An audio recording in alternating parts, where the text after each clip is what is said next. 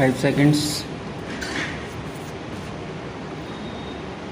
Sir, if democracy is to survive, the government which swears by democracy must guarantee that nobody would die of hunger. If this is not guaranteed, if this hope is not kindled in the hearts of millions of our people, our democracy would be meaningless. This has been stated practically by all jurists, all political leaders, and social workers. Now, I would like to know the difficulties if we take into consideration this, that right is not included. What are the effects? When I was speaking over the resolution moved by my esteemed colleague regarding northeastern situation, I made a mention that the time had come when you should provide work to the people or allowance if the work could not be given. At that time, the Honorable Minister had said that was a matter which concerned the Law Ministry. Therefore, I would like invite the attention of the Law Minister again on this particular point. There is a problem of law and order in this country. The crime is on the increase. There is dissatisfaction everywhere. There is unrest among the students. Students feel that even if they take any number of degrees, they are not assured of a job. We all know that with 90% marks, they do not get even admission in medical colleges, in engineering colleges. Even after getting MBBS and BE degree, we are seeing what is happening in Delhi. Questions are being raised in this particular house. The number of people below poverty line is increasing every year.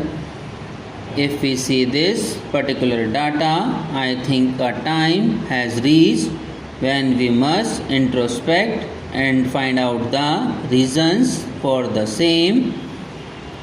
The question that arises then is how these people are to live.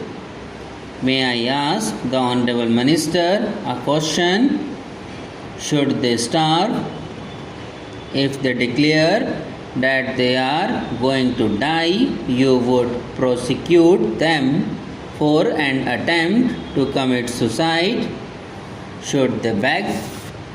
In that case, you would prosecute them under the Prevention of Begging Act. Should they steal?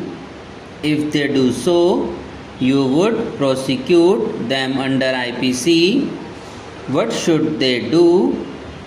How should they live?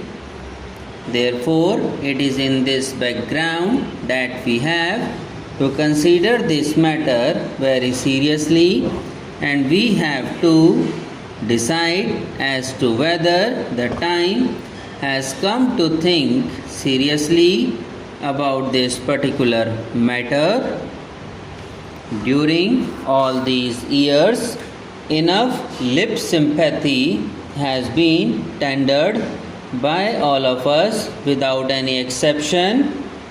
I believe that time has come when we must go beyond the lip sympathy and we must give something in the shape of concrete proposal so that the government and the parliament can tell the downtrodden and unemployment and affected people that the Parliament of India really means business and that it does not believe in giving only lip sympathy. If we take into consideration this particular right, aspect, and if we really enshrine this particular right in this constitution, I believe a new hope will well be kindled in the hearts of the millions of young people in our country. Younger people will feel that when they would attain the age of 18, it should not be necessary for them to roam from place to place in search of a job. They should be assured of a job and they would be very happy.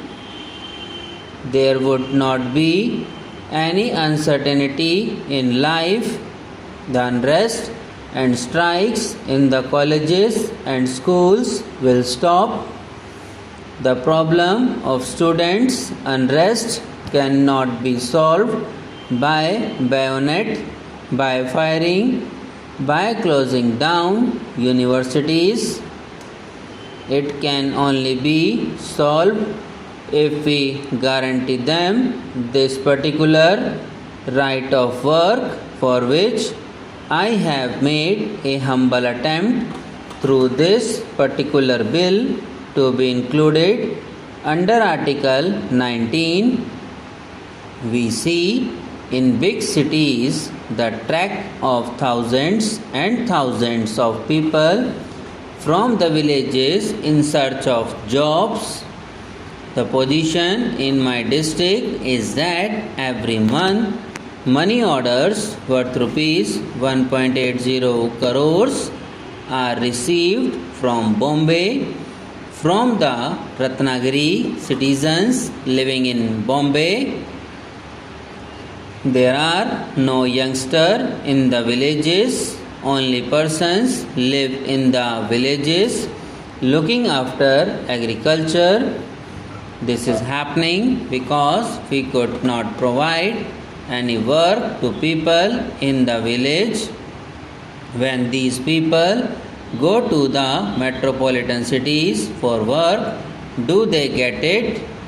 I am reminded of an old adage to which a reference was made by our Honorable Finance Minister, a very interesting adage which is applicable here.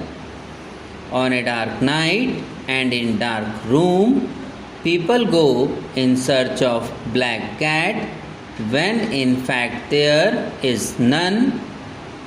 This is the position with reference to jobs in the metropolitan cities. Under these circumstances, I believe that we have to take into consideration this problem very seriously. Unemployment is growing everywhere. If we take into account the data, it is very serious problem which will become worse if we do not take some serious steps in time now. With these words, I conclude my speech for the need for providing employment to all young people in the country. Subscribe now and press the bell icon. Never miss an update.